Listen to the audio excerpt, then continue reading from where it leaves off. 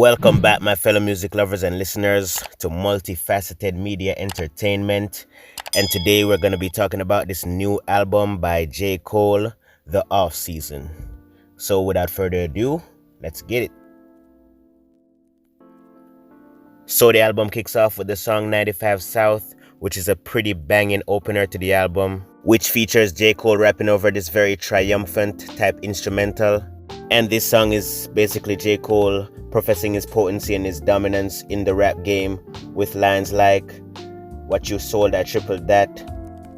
And look at all these people clap when your 30-track album did a measly 100,000, which is obviously commenting on all these artists cramming as much music into their projects as they possibly can, but still only selling 100,000 units first week, while he's doing more numbers than that with a lot less tracks on his albums. Yeah, so overall not a bad start to the album at all, even though he might have had a few lines here and there that might be considered eye-roll inducing to some listeners, like "put an M right on your head, you're Luigi brother now," which is him talking about putting $1 million bounty, which is the M on somebody's head, but also making a reference to Super Mario because Luigi's brother, which is Mario, has an M on his head. But whatever, not the most clever thing in the world, but I guess a little bit funny. It's a little bit funny the first time you hear it. And left so many shells on the ground, it would make the Easter Bunny proud, which is obviously a reference to shell casings from guns being fired, but also eggshells, but whatever. Anyways, as I said, it's not a really bad start to the album at all. It's actually a pretty good start. And in the second half of the track, he had some nice flow switches and stuff. So yeah, really enjoyed that track quite a bit.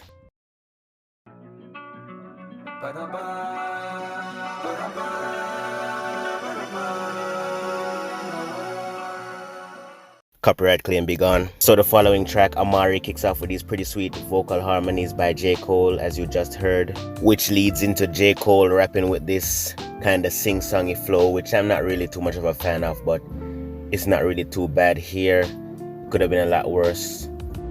And as the song progresses and his vocals intensify and get more aggressive, the track does get a lot better, but it's still not my favorite track on the album. I don't really dislike it, but I am not in love with it either, which is mainly because of the vocal inflections he used. But overall, not a bad track at all, and I can see myself probably enjoying it more in the future. But for right now, it's just kinda above average for me. So the next track on the album is My Life, featuring Murray and 21 Savage, and my god, this song is a banger. It's a banger. J. Cole had a pretty intense flow throughout the track, which I liked quite a bit, and he had some nice bars throughout his verse also, like "Niggas say things behind backs that they wouldn't dare say. No, it's on site when I see you. I'm working at Squarespace." So Squarespace is this online website creating platform that teaches you how to create your own website. So it's on site when I see you, I'm working at Squarespace. But on site is also used to say, once I see you, it's going down. But in all honesty, 21 Savage was the one who surprised me the most on this track, because man, his verse was fire. I'm actually convinced he probably even one-upped J. Cole on this song, although those feelings could be partially due to the fact that he exceeded my expectations. I mean, he had a lot of good lines on here, but one of them that stuck out to me the most was when he said, "I have a good heart, so I send teddy bears whenever we make their mamas cry." Like, man, that was a savage line. Cold-blooded. But man, overall, this track was pretty great. One of my favorites on the entire project. And Murray also kills it with the vocals on the chorus. So overall, just a pretty great track. So the next track on the album is called Applying Pressure, and I gotta say I enjoyed this one quite a bit. This one showcased the more storytelling side of J. Cole as he raps over this relatively smooth instrumental. So on this track, J. Cole is basically encouraging these rappers to rap about the lifestyle that they're actually currently living instead of glorifying all this exorbitant money spending when they know they're not really about that life. As he raps, these niggas whips hard, but behind closed doors they can't pay their lease. And also on this track, he probably has the coldest line on the entire album when he says, "If you broken clown and a millionaire, the joke is on you." The only problem I have with this song is this long rant that J. Cole decided to go on at the end of the track, where he basically repeats the same sentence over and over, sounding like he was high out of his damn mind or something. But yeah, other than that, pretty decent track. So the next track is called Punching the Clock, which, if we're to be honest, kind of seems like an interlude. The track is slightly under 2 minutes, and despite being so short, kind of seems like it lacks topical focus and a coherent story.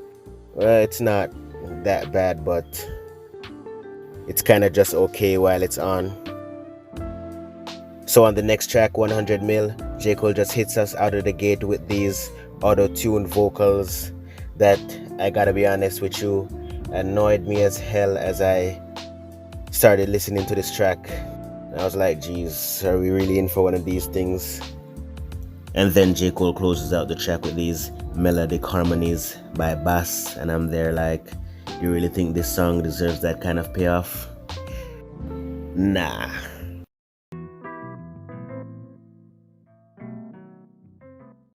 So this next track is called Pride is the Devil, and from what I've been seeing online, this seems to be a lot of people's favorite track on the album. But the only thing I can say is a problem for me on this track is the instrumental. I'm not really feeling it that much. It's kind of basic.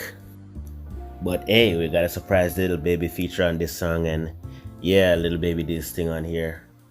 Kind of surprised that he was able to pull off such a decent verse on this track. And J. Cole actually had a pretty nice melody on the hook as well. That puts you over everything. And Cole hits us with a fiery, fast-paced flow at the back end of his last verse. So this song is mainly about pride and the way pride can affect a person's behavior and how they treat the people around them.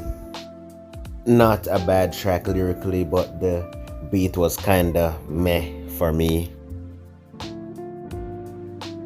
So Let Go My Hand is another track that showcases J. Cole's storytelling side, and on this track he talks about how he can't allow his son to grow up soft in an environment where people will be quick to take advantage of him, and then relating that to how he grew up and that he wasn't the toughest kid as a child and the effect that that had on him. So yeah, not a bad track at all, especially the closing out section of the track that features some vocal harmonies by J. Cole himself, a bass, and Black. And they actually had some pretty great melodies on here, which took me by surprise. Definitely didn't know that Bass got it down like that as it relates to singing. So the next track is the interlude, which came out a week prior to this album's release, and I already expressed my thoughts and opinions on this song in my previous video titled Albums I'm Anticipating in 2021. So overall, I enjoyed the track. Wasn't a really big fan of the sample they chose to use in the instrumental, but I have to say it has grown on me a little bit since then, but still not overly in love with it.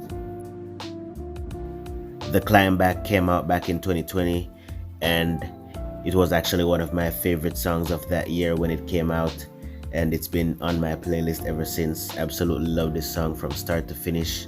The instrumental is great. J. Cole's lyrics are great. His flow and delivery is great. Just an overall great track with a nice sweet outro to it, which I'm pretty sure most of you have heard by now. So yeah, this is another one of my favorite tracks on the album. So the song Close is another storytelling track by J. Cole as he reflects on a friendship he once had.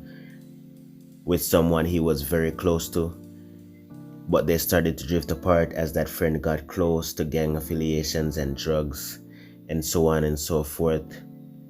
And he uses the word close cleverly throughout the song, and it reflects on how he wished he could have done something to prevent his drifting away, and then he ended up dying at the end of the song. So yeah, pretty heartfelt story there by J. Cole, even if I may not agree with every single one of his sentiments.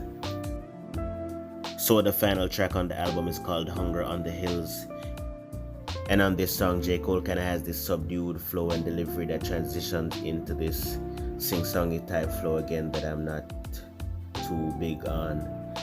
But yeah, not the strongest closer to the album in my opinion, even though at the back end of the track it had some nice orchestral type instrumental vibes going on, and it kind of sounded heavenly. And yeah, that's about it. So overall, I think this album was a pleasant surprise by J. Cole. Did I love every song on it? Not really. Did I love every moment on every song that I loved? Not really. But it was a pretty good album overall, and if I was to give it a rating, I would go for a 7.5 out of 10. But that's the end of the video, guys. If you enjoyed it, please leave a like, hit the subscribe button and the notification bell so you get notified whenever a new video drops. And leave a comment in the comment section below expressing your thoughts and various opinions on this album. I'm out.